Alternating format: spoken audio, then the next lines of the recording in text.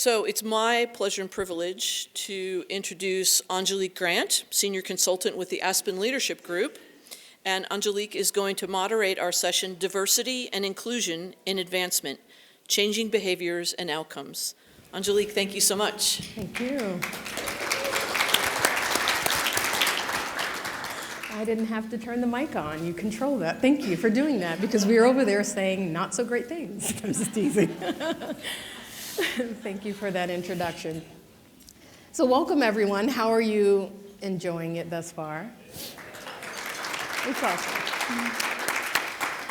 So I'm Angelique Grant. I'm a senior consultant and certified diversity recruiter for the Aspen Leadership Group.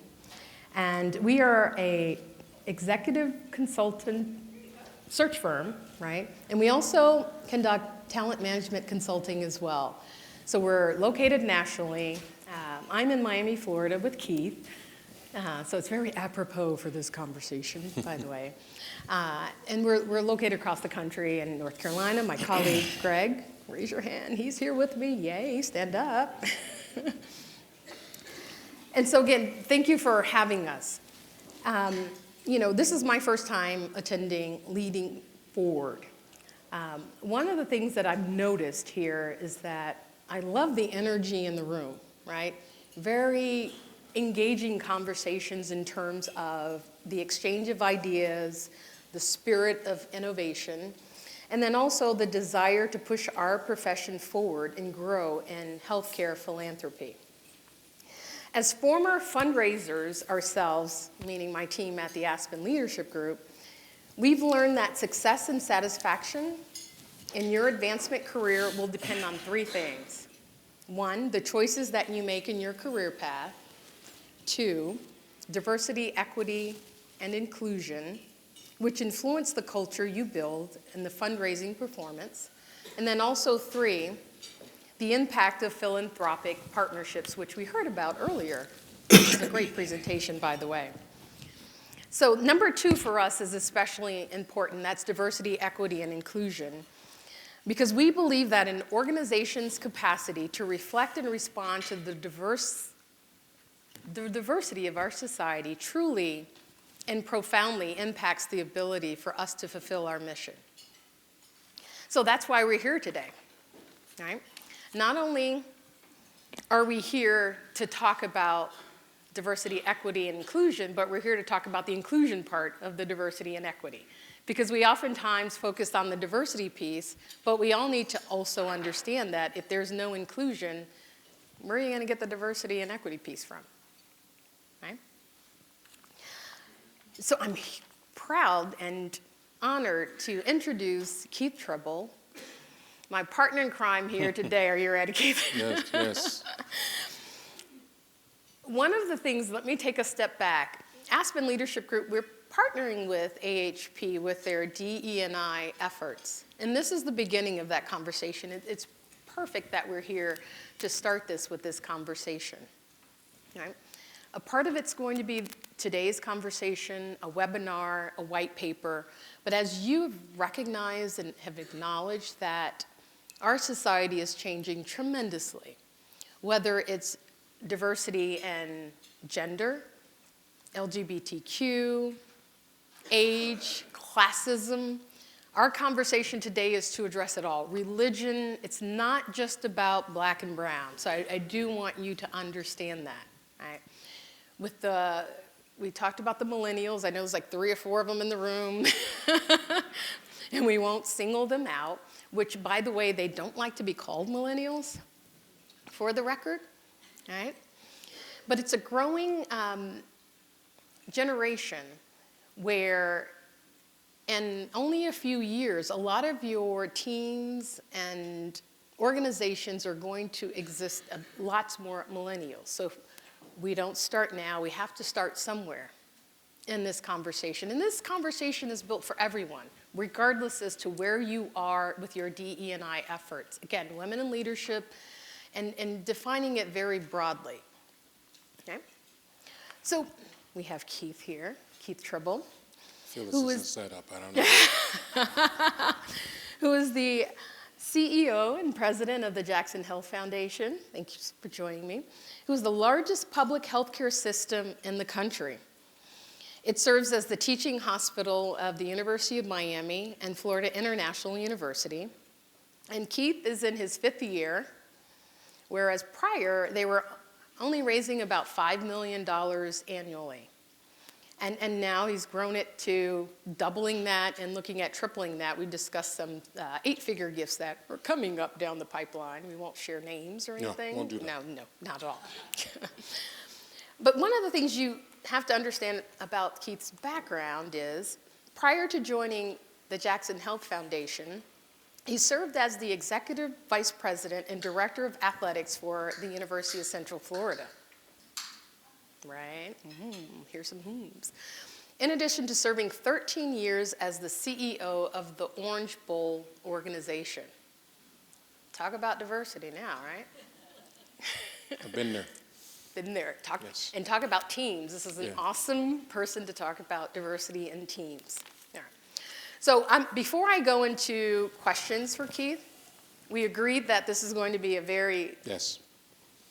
direct conversation. It may be uncomfortable for some people, and it's okay to have an uncomfortable conversation. Are we okay with that? All right, I see nods. All right. Because with uncomfort comes something great. You know, how many of you have given birth to kids? Raise your hand, right?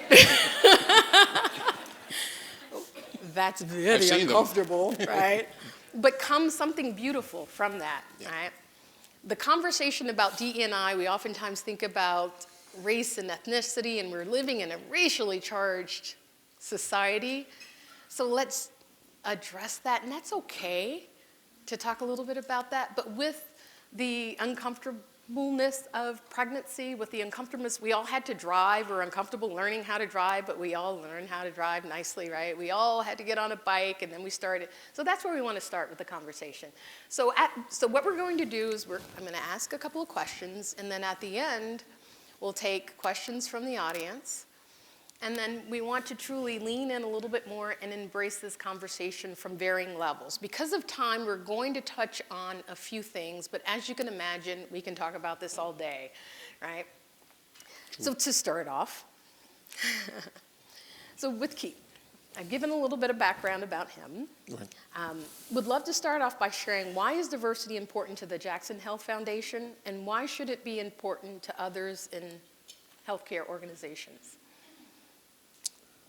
Well, first of all, I just want to say how fortunate and how I'm glad to be here, because this is a subject that is very dear to me. I shared with Angelique, and there's some pre-qualifications before I agreed to do this, is that one, it had to be a conversation from my heart, and it had to be one which, if there was a misunderstanding as to my position, I'm sorry for that, because I've told Angelique that when I started in the corporate world some years ago, there were many times, and I can remember one, and most of you are very familiar with an organization called the NCAA. I would go to an NCAA meeting where all the directors of athletics and conference commissions, the most powerful men, white men, were in the room. And I was oftentimes the only person of color or black person in the room. So I lived that, and lived that for many years, not making an excuse for it, just understanding that my success was dependent upon how I handled that situation. And so where I can have an opportunity to share that experience, or the experience of being on the other side, because I don't have to tell anyone in this room that I'm black. So you see that. But I cannot, and I would be lying to myself if I said I can envision what it feels to be white or Asian. I can't. I've never lived that. So if I can begin to talk openly to people to understand that at the end of the day, we all are in the same boat going somewhere. And if we don't reach across the aisle, we don't work with each other, we don't understand each other or try to understand each other, we won't make it. We won't make it. And the one thing we talk, and I may be deviating a little bit, one thing we talk about the millennials, I have a daughter that's in that area. They're trying to figure out, what the heck are you guys talking about, this and that, and don't like this person and don't like that person.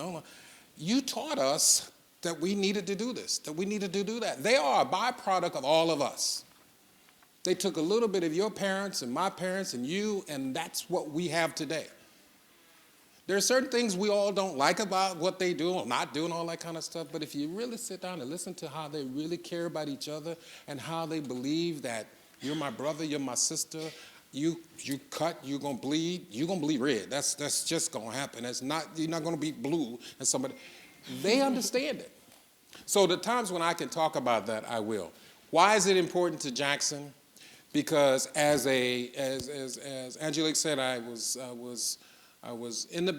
been a corporate, I've been in business, I've been in philanthropy, I've been everything that you could say. Because I believe it's hard for you to talk about things to people who either work for you, work with you, or whatever you want to call it, without you experiencing it. So when they say, well, I can't, yes, you can, because I did that. So I just said, yeah, yes, you can, because I did it. So when I look at Jackson, people say, well, it's easy for you. You're in the most diverse community in the country. Probably LA and New York would be close. And I said, but it wasn't that way 40 years ago. And they look at me and say, no, we didn't have the Hispanic community. The African American community was very small. We didn't have Colombians. We didn't have this. We didn't have that. So yes, we had to adapt to it. We had to understand it. We had to embrace it. And we had to realize that that's who we are. So yes, it was a little easier in that sense because it was really put upon us, and that's what we had to deal with. But that doesn't mean that my organization, meaning the Jackson Health Foundation, was a good representation of that diversity, because it wasn't when I started. Neither was the Orange Bowl Committee, which is in Miami, when I started. My first press conference, I walked up there, first time an African American to ever run a corporation that had 200 of the most powerful men, community men. They were all white. And they had the courage, in the sense, the smart sense, make smart, to hire me. And I told them the same thing that I told you. Please understand who you have. You have a person that believes and will say what he believes is right. I will never embarrass you, things like that, but I'm going to. So I walked up to the podium and I said, the one thing that I can assure you, that this committee that I represent and the people who are on my staff that are out in the community will reflect this community. Oh gosh, it's just like what, And I really didn't care. Because through the tenure that I was there, I left there with $28 million in the bank for a nonprofit corporation. Because I was inclusive, I got people to be a part who never, ever were either going to be asked or ever felt a part of it. It's their community. So when I look at Jackson Health Foundation, the thing that I wanted to make sure is that everyone had a seat at the table. Everyone had a chance to give me $5. So I didn't care whether you're black, white, green, blue, whatever. You had the same opportunity as anyone else. And that made our community feel good. That made people feel a part of it.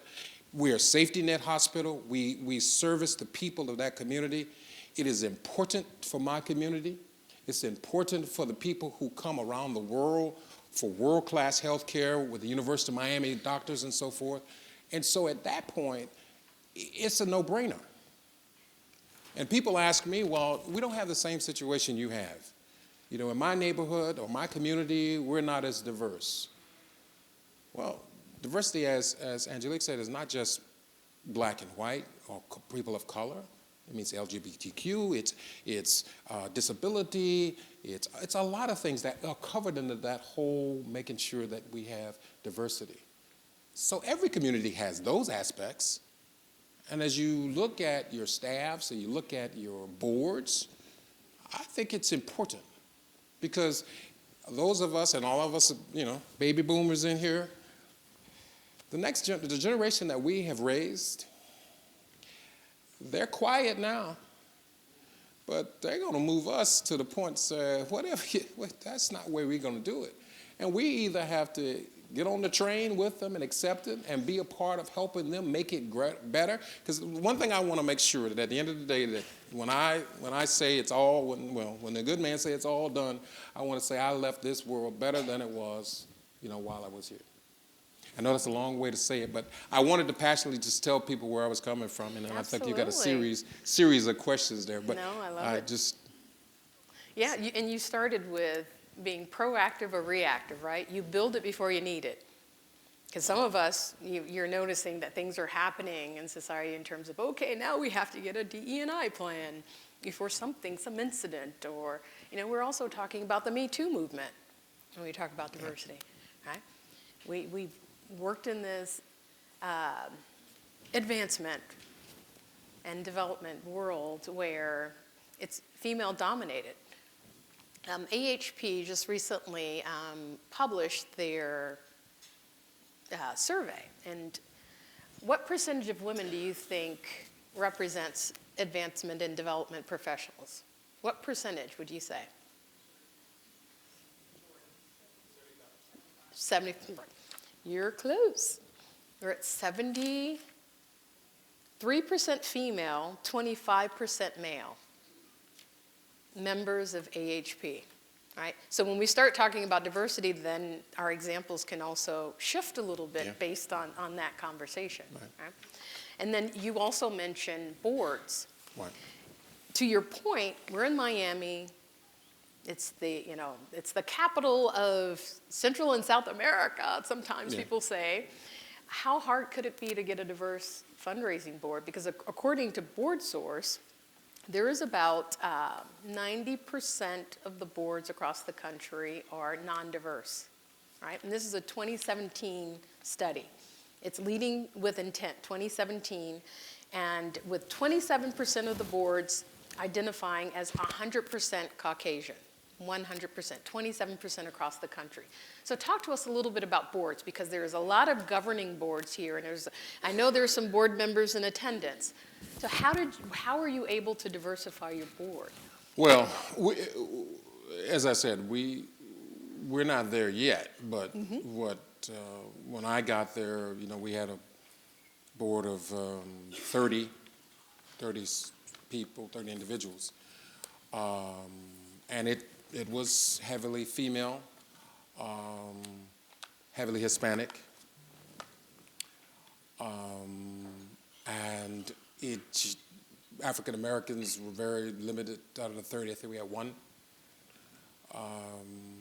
And so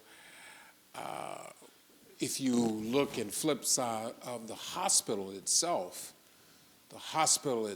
is very diverse in its leadership, in its managerial, and even in its demographic of the people who work there. So it is very reflective of the community, as well it should be. So we went down the road of the last 4 years of really diversifying.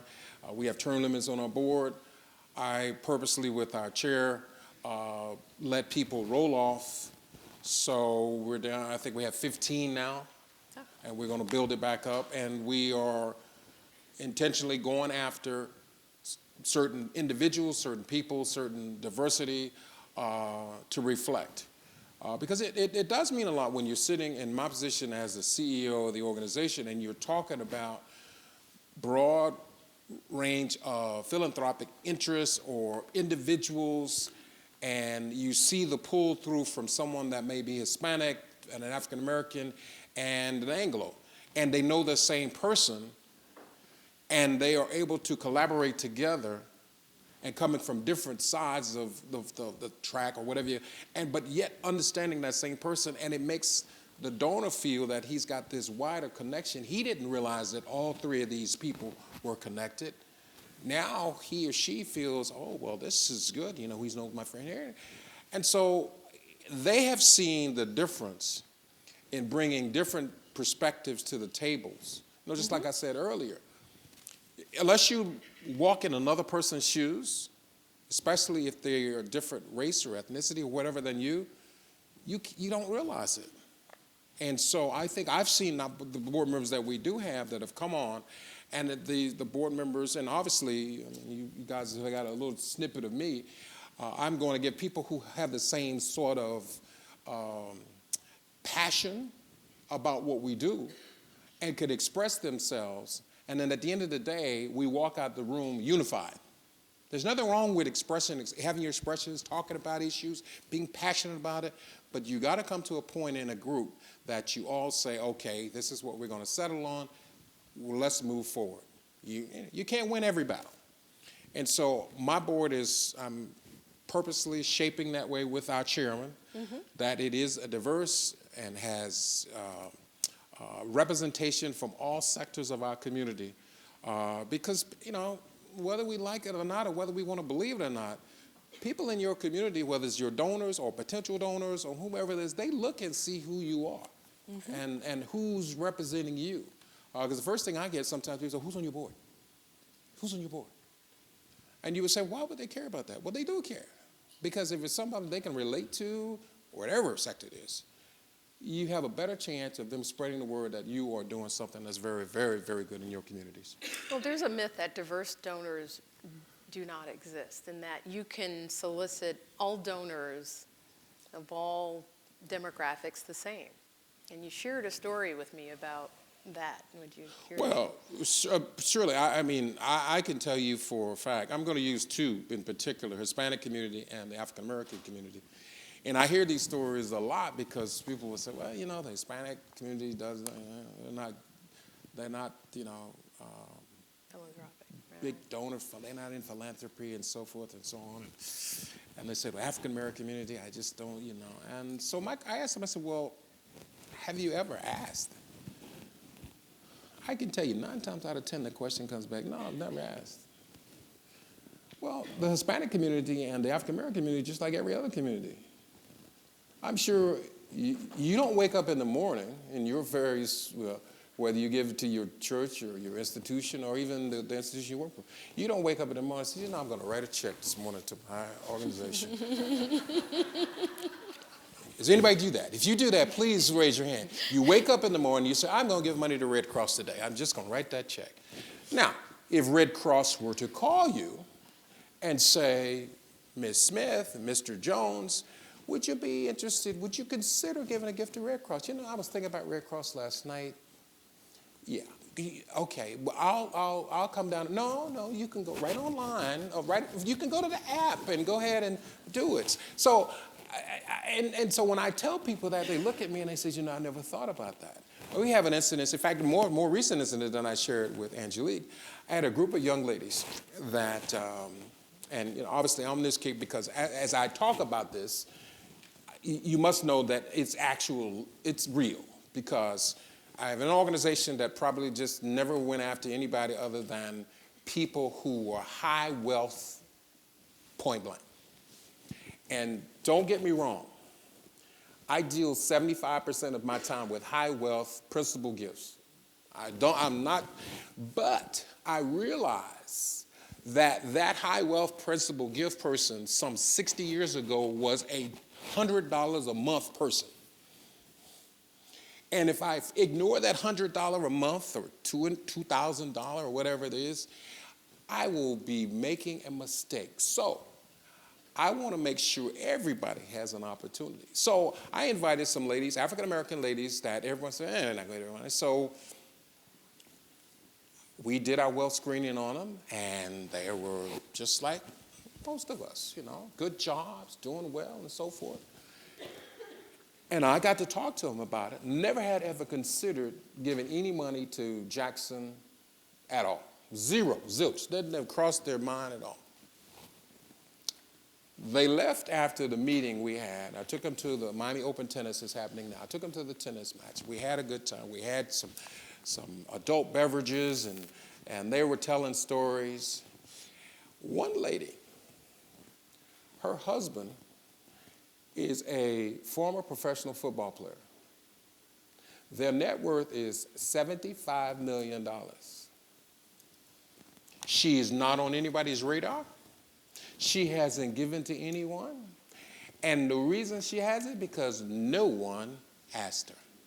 They assumed she didn't have money. She wasn't, So she is now going to throw up a dinner with some of her other friends. And I always say this, and we know this fact, if you've got friends with money, if you have friends with money, they have friends with money. People with money hang with people with money. And that's what I'm saying. That's what I'm trying to say. People with money handle with them. They'll go with you and but at the end of the day, they're going to go with the people, vacation with them. And so she's going to do that. So that started because I said, I'm going to do this, and I'm going to spend some time with them. And I didn't know what was going to happen from it, but the other ladies got into we have another group called Guardian Angels where you commit $5,000. That was their entree to get in and at least be a part of it. But this one lady said, I like this. No one's I want to hear more. And I'm going to get another group of ladies that are in my category, and we're going to have something for you. So that was one incident that just recently happened last week. Thank you. Interesting. Well, I'm going to shift gears a little bit, Okay. and it may still be parallel to what you've just shared. Why do you think it's important to have a diverse fundraising team? I think it's the same thing. I don't speak a lick of Spanish. Mm-hmm. And I would be foolish if a top donor wants to have dinner and we have dinner together and I don't understand a darn thing she's saying or he's saying. Be foolish of me. So if I'm in Miami and I don't have an Hispanic, fundraiser, that's shame on me. The same, and I'm not saying that, so-and-so, you go do it. It's all of us. Guys, we go to the ball games and we go with other guys and, some of your wives want to go. It's a little different thing when your wife goes. You say, okay, wife go, Not that you don't want your wife to go, it's just different. It's different. And so if you are somebody you can relate to and you have it on your staff, mm-hmm. I think you have a chance to create that, what I call that first opening that, hey, okay, all right, there's somebody, and then now you can do whatever you do. So we have a very diverse staff, mm-hmm. and we do that. We determine who is the best development officers to handle it. At the end, especially if it's we still, in Miami somewhat has some traditional things. There's some donors that if they're 250 or 500 or $1 million, they'll deal with the deal. But before they close, they want to say, okay, I want to talk to the president. So I get involved with it, or our mm-hmm. system president gets involved with it, and mm-hmm. we understand that. But the initial thing, we do make sure that there's a comfort zone. Absolutely. And I think that's important. Absolutely. And before we open it up for questions, I will add to that, and I shared this story last night at the Small Conversations. There was a development officer who was sharing that they had this prospect, Robert Smith, on their list. And for those of you who don't know Robert Smith, I believe his middle initial is R. I could be wrong, but you'll Google it. But let's just say they worked 12 months to get Robert Smith to an event. And Robert Smith sounds very generic, but literally the name, is the wealthiest African American in the country, second globally, even more than Oprah. 12 months to get this person to attend an event. As we do as advancement leaders, and I've been there, the junior development officers don't get invited to this event because of whatever the reason is. That's another session at 4 o'clock over cocktails. But Robert shows up, and his wealth, and we all know what real wealth looks like, normal clothes, come to the event, and ends up leaving after 10 minutes of small chitter-chatter because no one really engaged Bob Smith. So following that, the development officer's like, I wasn't there, what happened, da, da, da. Well, Bob then says, well, there's no one that looked like me there, there's no one that really engaged with me there, and that's how I give philanthropically, as I prefer. So guess what? Gone. All right? So to your point, when you talk about a diverse team, because society's changing and diversifying, we also have to keep that in mind. So we'll stop there because we have 10 minutes. I have my 10-minute sign. Questions?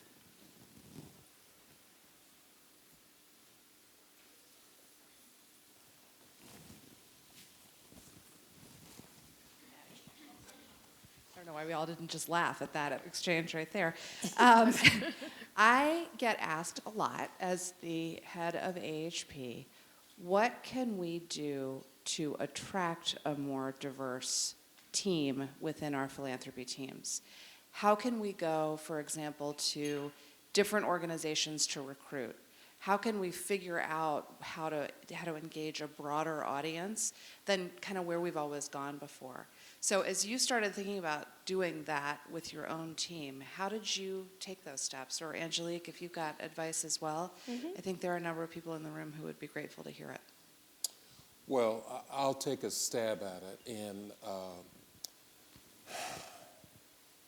I hope you have come to the conclusion that I'm not a very complex person. Everything is broken down to very basic. I think this whole country, everything we do is very basic if you look at it. Everybody wants to feel welcome. It starts there.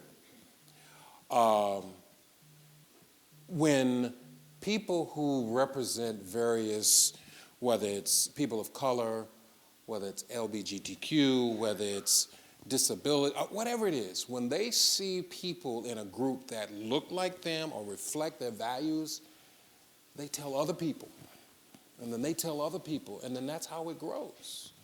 And you have to be perceived as you really want to be inclusive. First, inclusive and diversity, to me, starts with you have made a conscious decision within yourself that you're going to do it. It has to start there. Then secondly, now you are going to do something that's going to really come out of your comfort zone. You know, and a lot of people, we all express it as we have gone in our lives, professional lives, is even when you come to the room. Some of you know each other for years.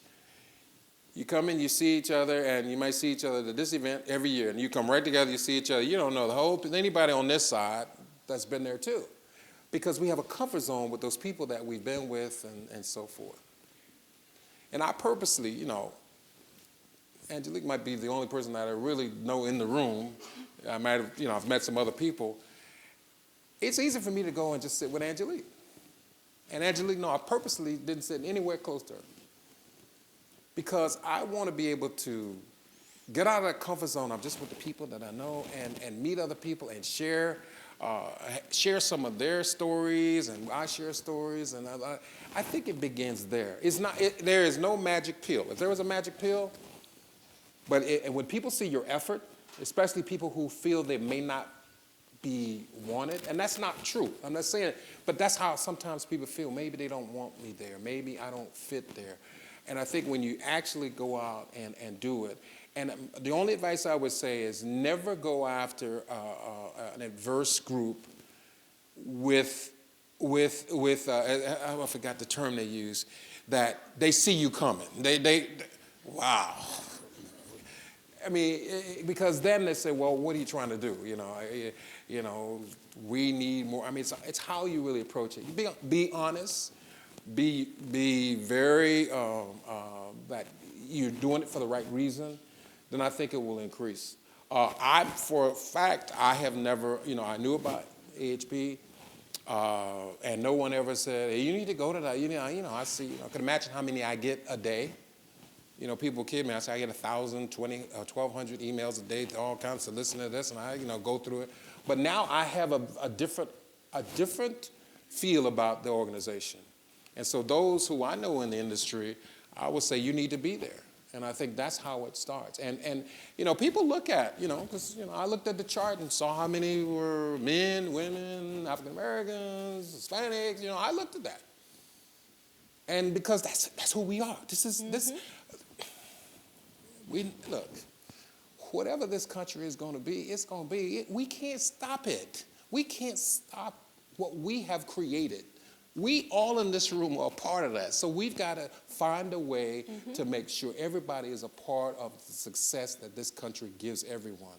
Right. And I think that's why I think diversity is so key, because it's not going to go away. And again, as I said, our sons and daughters and their children, they're going to do it regardless of whether we want to or not. And we will be all, gone, and they'll be saying, well, we just wait till they leave, and this is how it's going to be. But I would love to do anything I can to, and again, mine is beyond just people of color. It's everybody. I think everybody should be welcomed at the table, because I believe in equal sacrifice. It's not equal giving.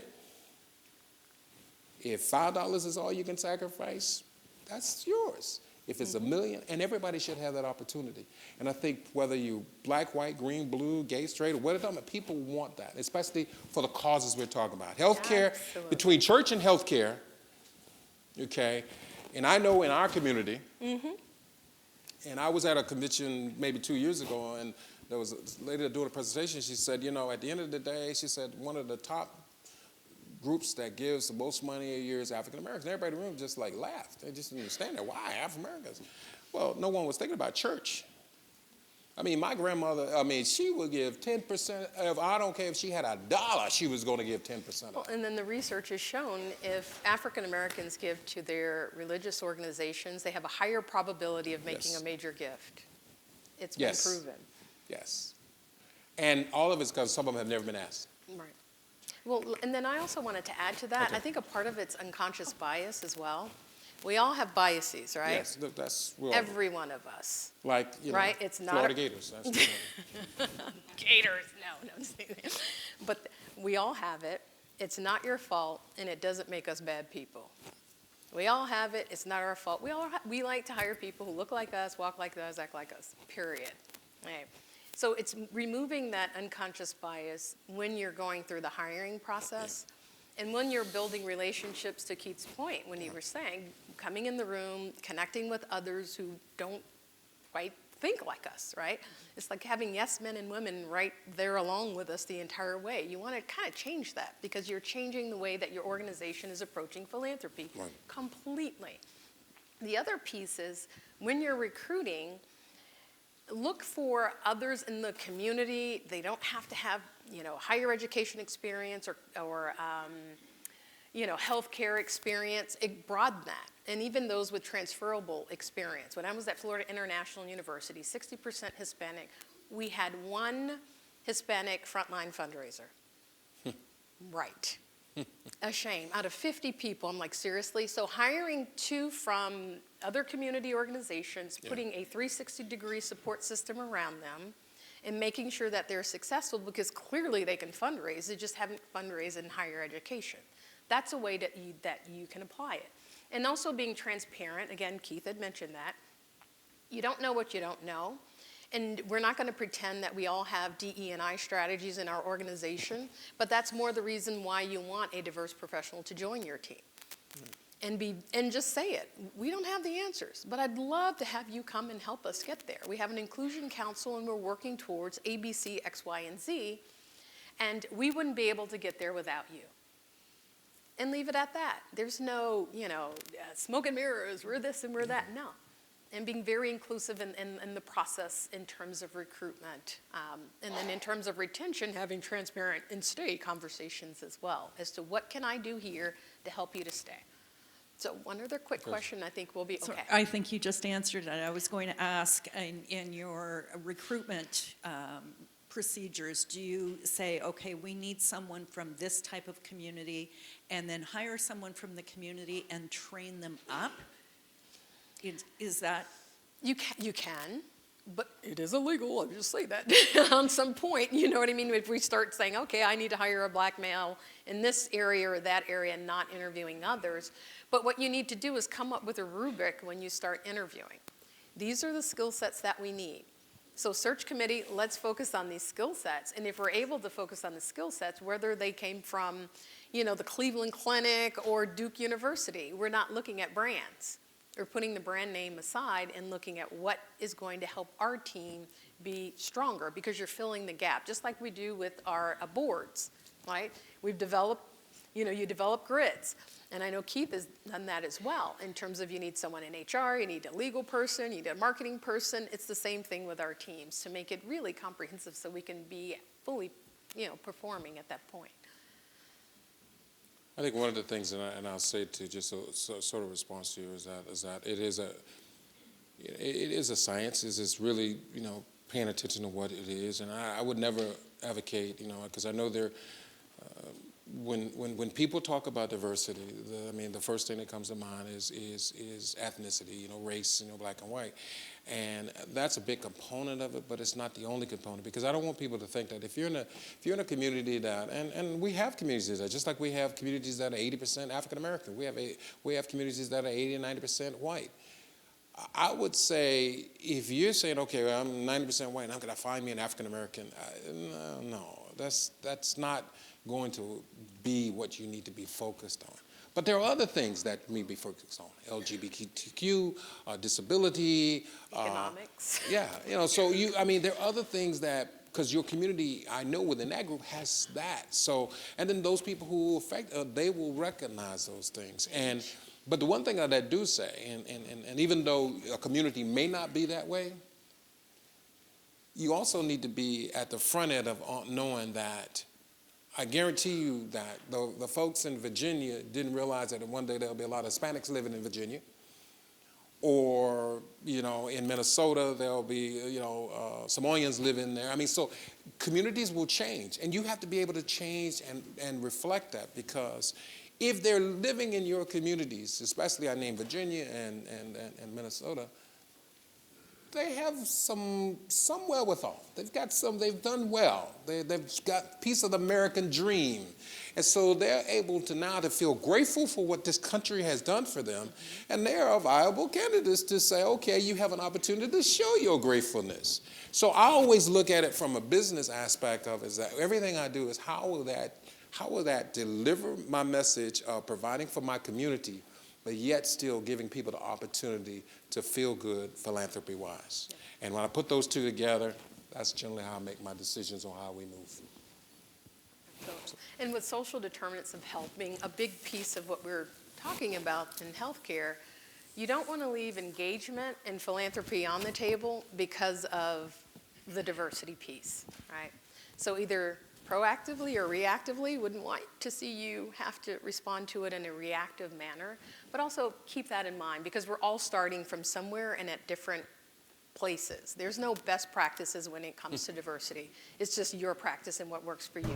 So thank you, Keith, for doing this with me. Thank you, Ava. Thank you.